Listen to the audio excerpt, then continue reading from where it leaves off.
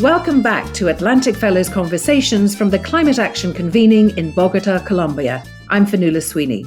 In this podcast, we hear from Atlantic Fellows Ariadne Gorring from Australia and Amanda Segnini from Brazil. Ariadne works with Indigenous communities on community-based climate solutions, and Amanda is a climate justice activist. Over to Ariadne and Amanda.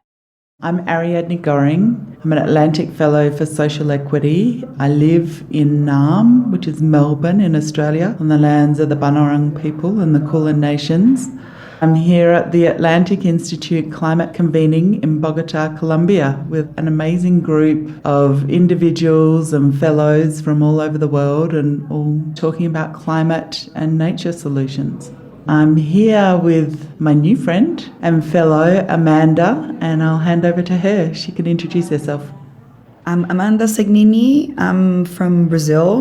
I'm currently living in the UK. I am Atlantic Fellow for Social and Economic Equity. So I'm a climate justice activist. I start my activism as a youth climate activist in Brazil. In 2012, during the Rio Plus 20 conferences, me and a group of friends were gathering around at conferences, sitting with the question of how youth can be better represented and how youth can access those spaces. So in 2012, we co-founded an organization called Engaja Mundo, in English, Engage the World.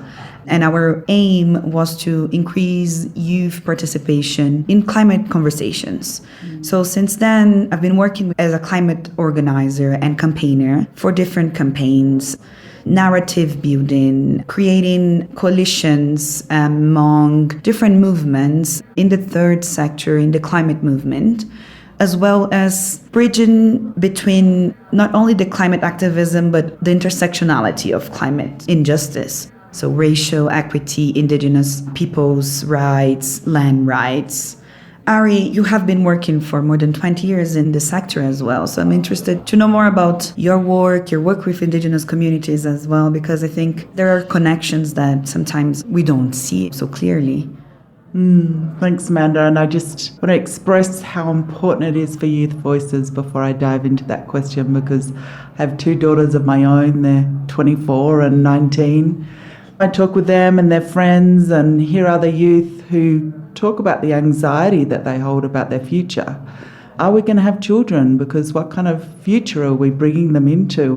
So those thoughts really rest with me, like as our generation, what are we gifting to the next generation, and how important it is to be thinking in that intergenerational mindset and not just about what we have today, but what we're leaving for our future. As you mentioned, I spent 20 years living and working in a really remote part of Australia, and that idea of who's come before us and then who comes next and what are we leaving for the next generations is really important in a worldview that in this time of crisis that we're in climate and nature, and really a crisis of humanity, we need to be thinking deeply about these things. What is it that we're leaving for our next generations? How do we start to value the diversity of knowledge? How do we start to value the systems and the way that nature provides for us to be able to live on this earth, and start to think about that differently rather than what can we take from it and what can we build in terms of only valuing economic systems. So I think that's really at the root of the way that I work and think about how do we build bridges between community-based solutions, but also between businesses and those in positions of power, to be able to come to learn from each other and understand others' perspectives.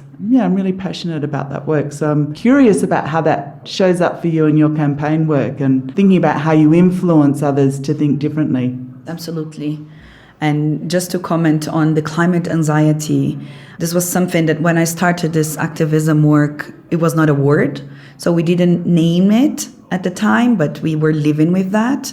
We were living with that uncomfort. And it's a breakthrough to be able to name it and to relate to your friends and activists that this is a feeling. I think it's really important to acknowledge. On the influencing side, I think this takes everybody, right?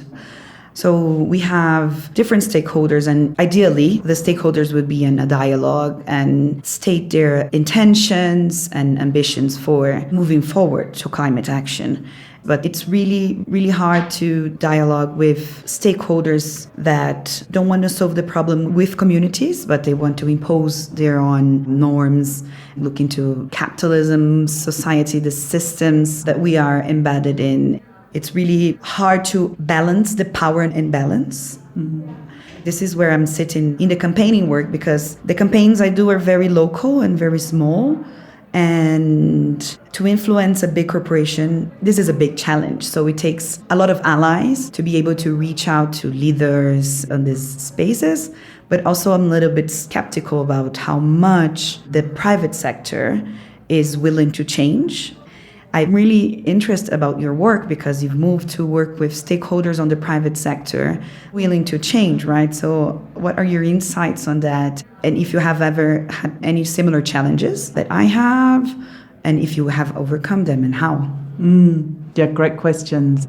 One of the things that I've really learnt over the years of working in this space is people learn from experiences, and you can have as much data and information for people in power positions of boards and executive teams, but people will always go back to making decisions based on their lived experiences.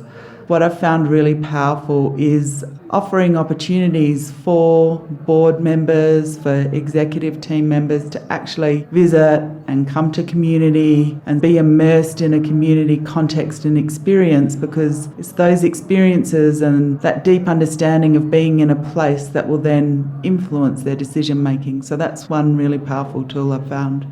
Another is finding the champions, because if we keep lifting the bar and we keep spotlighting actions that are really powerful and are changing the status quo, and a great example of that is the Aboriginal Clean Energy Project. The group that I work with, Pollination, has gone into a partnership with Indigenous peoples in Australia, the Balangara and Mirong-Gadjurong and the Kimberley Land Council.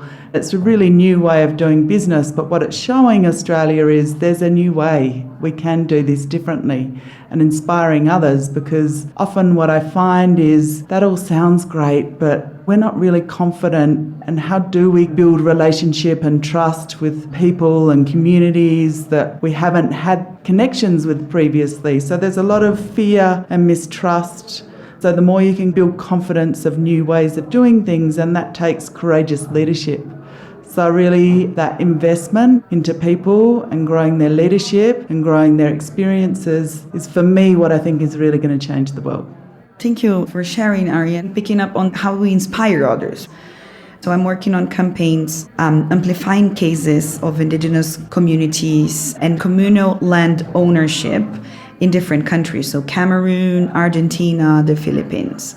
How to inspire others that don't know those communities to stand in solidarity with these communities. I think this is also something that is really important at the moment, that we lack hope. We are living in an era of polycrisis, and there is this advance of extreme rights, governments that are not democratic, conflicts. How do we reignite hope and inspire others to be and stand in solidarity with each other? And I think from the work that you are doing, the work we're doing, and the work that the fellows are doing, and listening to the fellows on this convening, it is something that gives me hope that we can connect through our feelings instead of only the words of what we are doing, and hopefully inspiring others as well to listen to, in our cases, Indigenous communities, but also listening to people that are on the forefront of climate action. Yeah, it's so important for us to remain hopeful. And one of my biggest lessons of working for nearly 30 years in this space is to hold things lightly.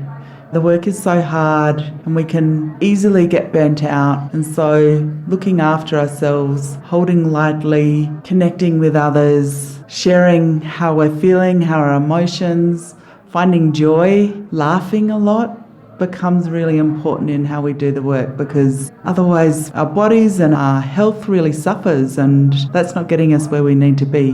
So how do we do it with more joy? I think another lesson that I've really learned is we can only move at the speed of trust. And so rebuilding human connection and trust in each other is also a really important part of what's going to get us where we need to be to. That brings us to the end of this podcast. Thank you for listening. Next time we hear from Atlantic Fellows Mafoko Pamani from South Africa and Nancy Romaldo from Peru as they discuss the relationship between climate and health. Mafoko works in environmental health and Nancy is a nutritionist. I'm Fionnuala Sweeney, and you've been listening to Atlantic Fellows Conversations from the Climate Action Convening in Colombia. If you enjoyed this episode, please share it on and subscribe to the series wherever you get your podcasts. If you'd like to learn more about Atlantic Fellows and their work for equity, please go to our website at www.atlanticfellows.org.